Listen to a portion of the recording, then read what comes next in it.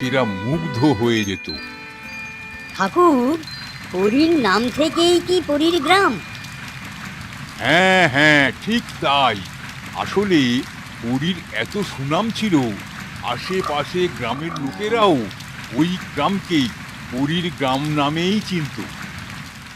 তারপর বলি শোনো, একদিন এক নাচের অনুষ্ঠানে ভৈরব নামে এক তান্ত্রিক পুরীর নাচ দেখে খুব মুগ্ধ হয়।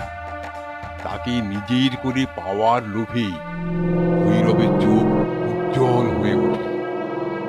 বিভিন্ন কৌশল করে তাকে পাওয়ার চেষ্টা করতে থাকে, কিন্তু প্রতিবারেই বিক্রম তার বাধা হয়ে দাঁড়ায়।